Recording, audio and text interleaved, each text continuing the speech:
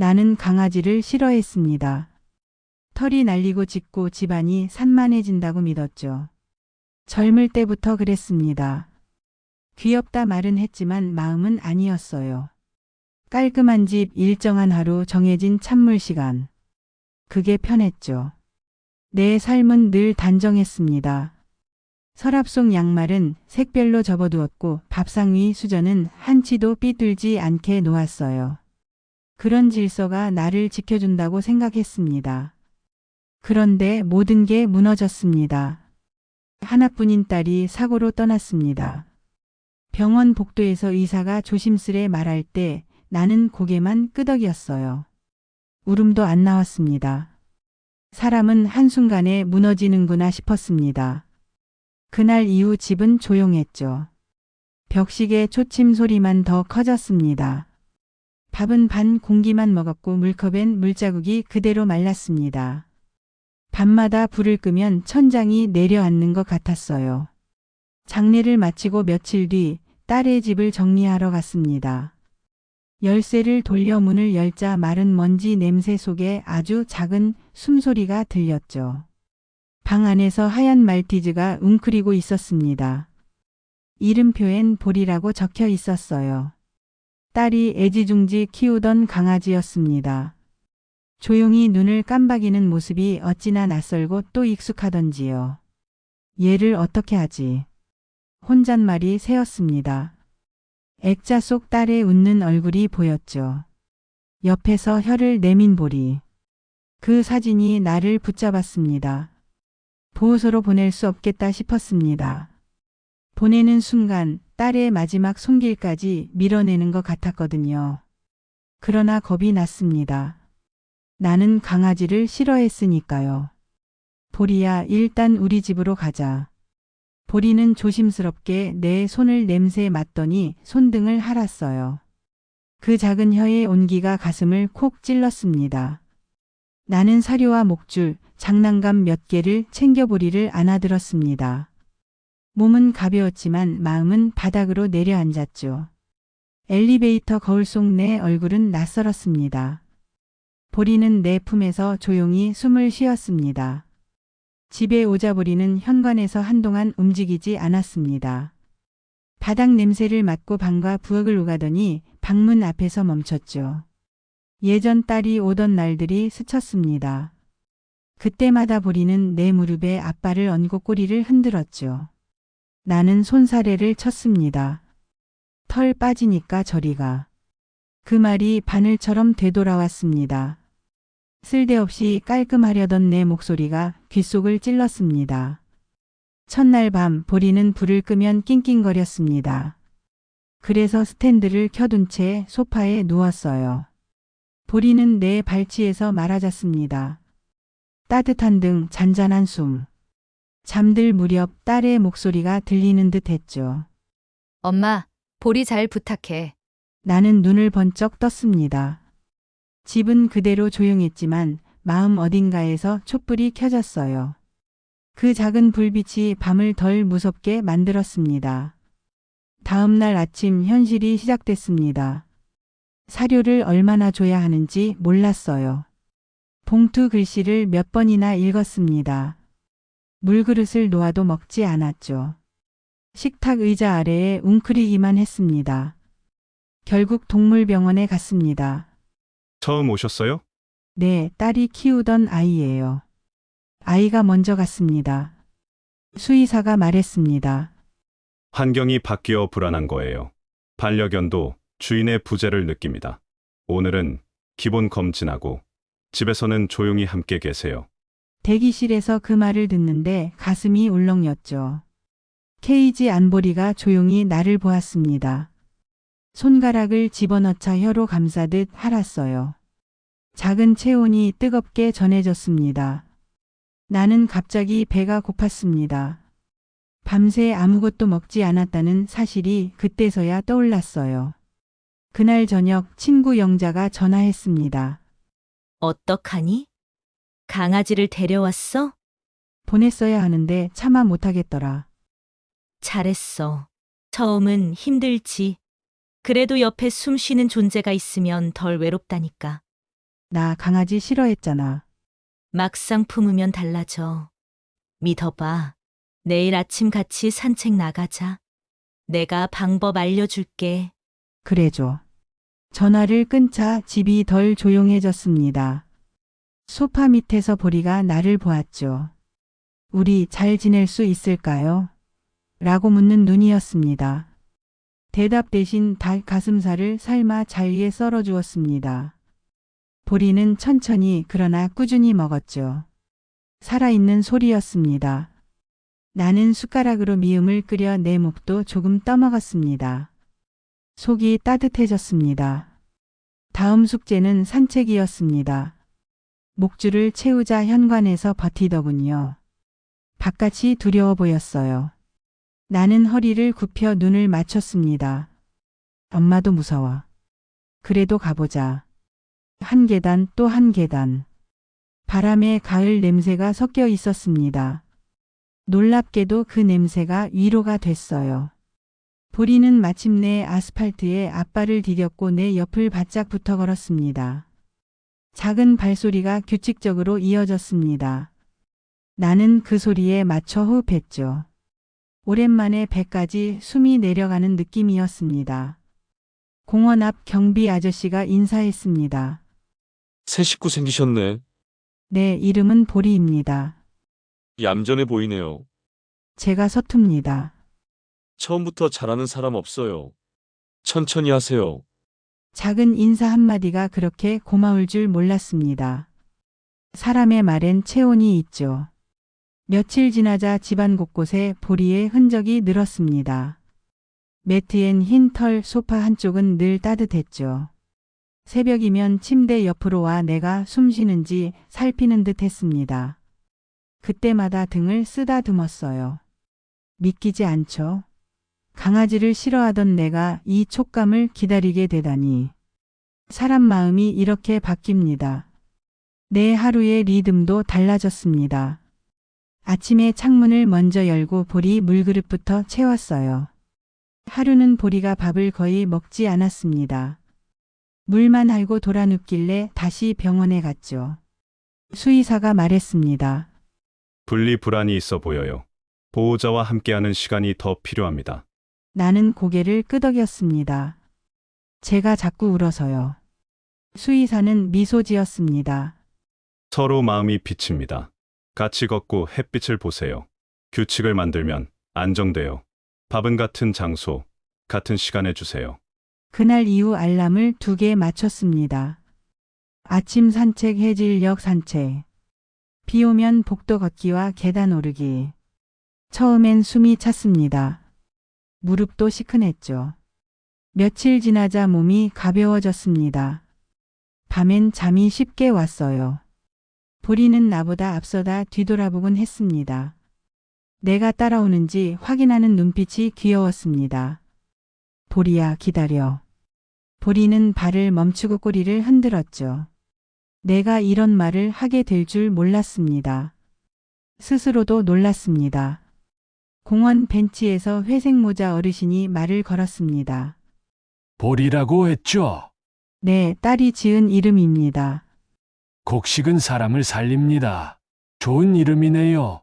그분은 낮게 덧붙였습니다. 저도 아들을 먼저 보냈습니다. 그때 집 고양이가 저를 살렸지요. 짧은 말이었지만 깊었습니다. 나는 말없이 신문을 접었습니다. 세상이 여전히 이어지고 있음을 알았죠. 집에선 작은 사건들이 이어졌습니다. 쿠션 솜이 흩어지고 신발 한 짝이 사라졌습니다. 범인은 보리였죠. 한숨을 쉬다가도 웃었습니다. 야단 맞을 일이지. 그래도 내 흔적이 있어 좋구나. 낮에 잠깐 외출했다 돌아오면 현관 앞에서 빙글 도는 행동으로 반겼습니다. 그때마다 다녀왔습니다. 라는 말이 자연스레 나왔어요. 집이 집 같아졌습니다. 어느 날 보리를 잃어버릴 뻔했습니다. 공원에서 잠깐 목줄을 풀었는데 자전거가 지나가며 큰 소리가 났어요. 보리가 덤불로 달아났죠. 보리, 보리야. 경비 아저씨가 달려와 물었습니다. 볼이 어디로 갔어요? 저 큰 나무 뒤요. 양쪽으로 돌아 찾았습니다. 낙엽 더미에서 떨고 있는 보리를 발견했죠.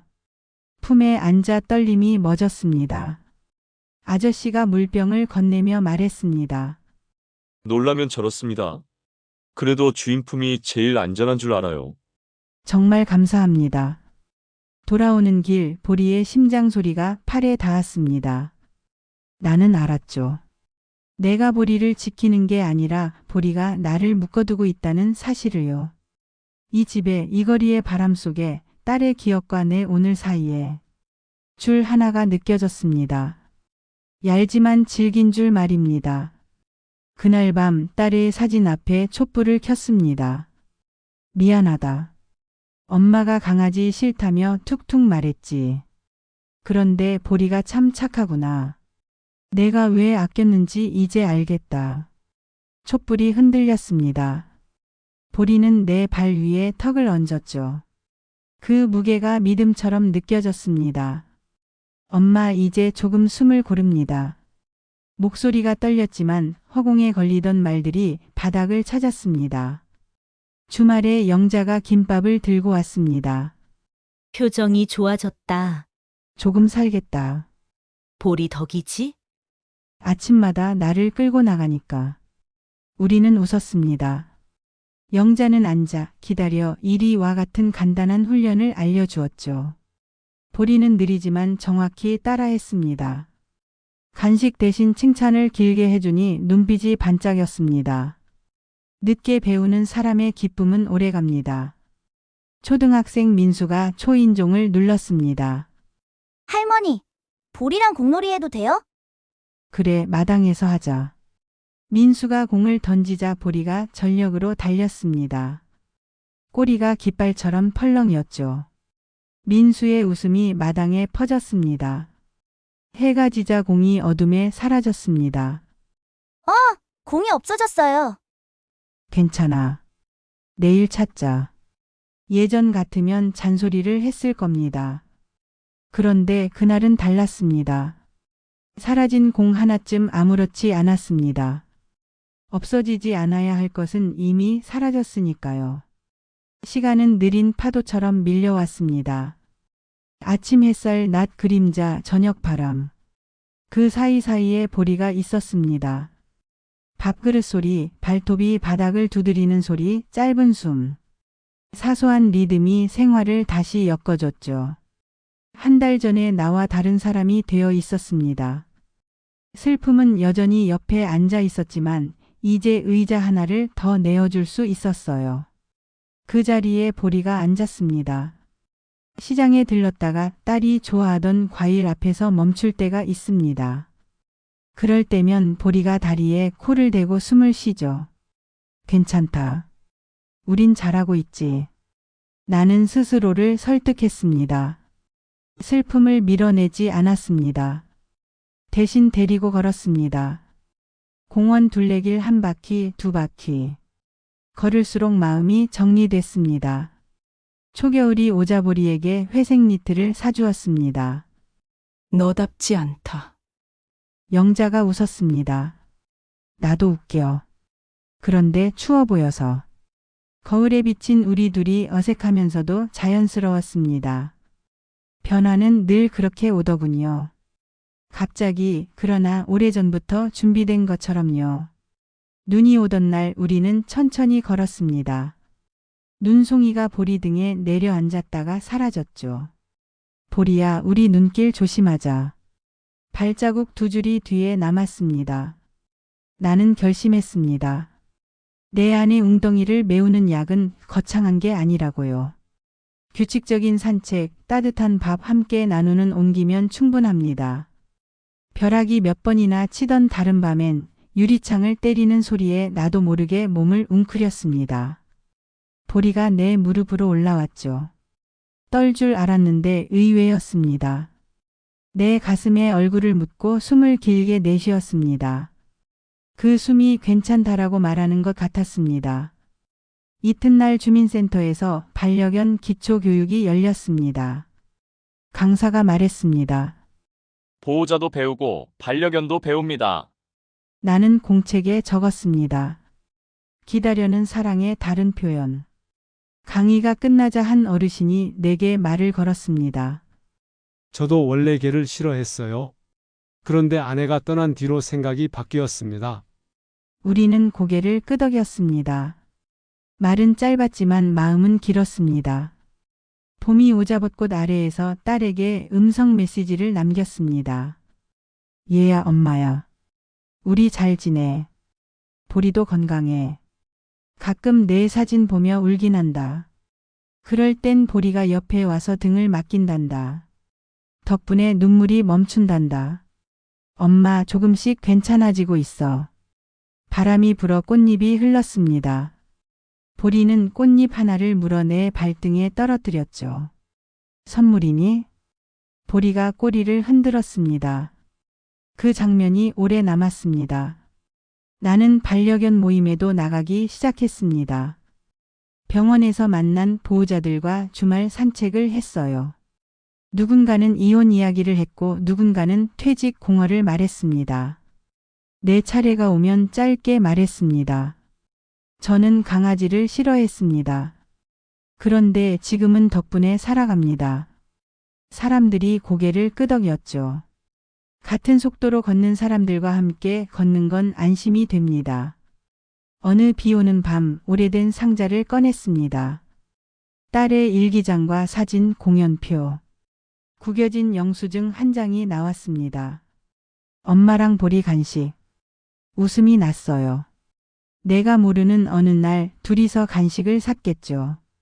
나는 상상했습니다. 엄마, 이거 사줄까? 비싸네. 그래도 먹여보자. 엄마도 한 입. 내가 뭘 강아지 간식을 먹니? 농담이죠? 상상만으로도 따뜻했습니다. 불을 끄려는데 보리가 무릎 위로 올라왔습니다. 잘 왔다. 그 말이 새어 나왔습니다. 시간이 더 흘렀습니다. 병원 카운터에서 묻습니다. 심장 사상충 약은 언제 먹이면 좋습니까? 용품점에서는 말합니다. 이 장난감 오래 가겠죠? 점원이 웃습니다. 이제 전문가세요.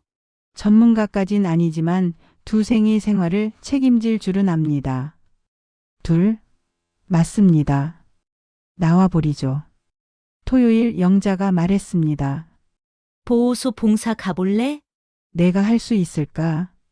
가만히 쓰다듬어 주는 것만으로도 도움이야. 우리는 버스를 타고 갔습니다. 겁 많은 강아지의 등을 쓰다듬고 물그릇을 채워줬죠. 돌아오는 길에 생각했습니다. 세상엔 상실이 많습니다. 비교할 수는 없지만 손을 내밀 수는 있지요. 아주 작은 손길이라도요. 가을이 다시 올 무렵 딸이 잠든 납골당을 찾았습니다. 얘야 엄마 왔다. 보리도 같이 왔다. 보리는 발 옆에 얌전히 앉았습니다. 사진 속 딸은 여전히 웃고 있었습니다. 너 떠난 뒤 많이 무너졌다. 그런데 내가 남겨준 작은 생명 덕에 다시 일어난다.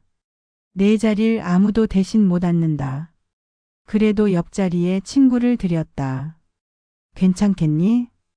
햇빛이 먼지를 반짝이게 했습니다. 고맙다.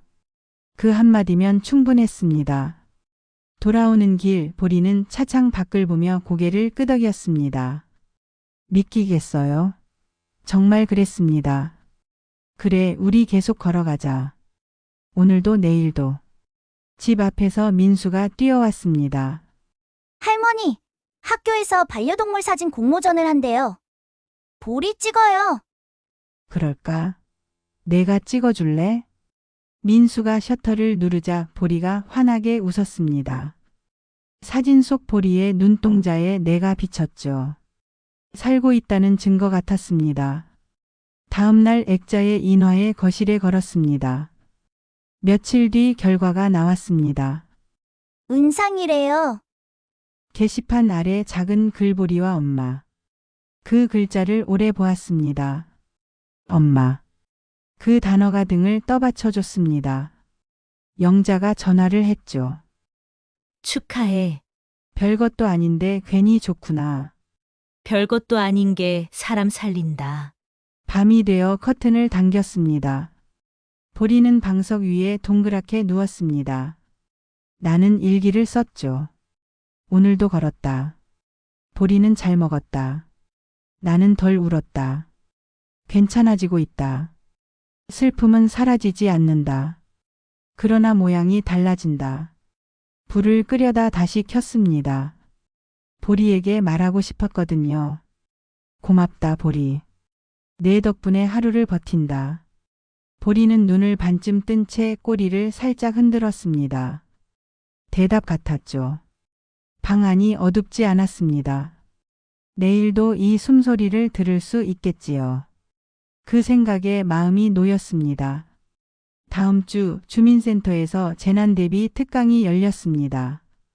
비상약, 휴대용 물, 간단한 응급법 보호자가 침착해야 개도 안정됩니다. 라는 말에 등이 펴졌습니다. 돌아오는 길 보리에게 장난처럼 말했습니다. 우리 재난 때도 팀이야. 며칠 뒤 버스에서 작은 일이 있었습니다. 좌석 아래로 보리가 얼굴을 내밀자 아주머니가 인상을 썼죠. 걔를 왜 데리고 타요? 캔넬에 넣고 요금도 냈습니다. 방해되지 않도록 하겠습니다. 최대한 낮게 대답했습니다. 기사님이 말했습니다. 괜찮습니다. 안전하게만 앉아 계세요.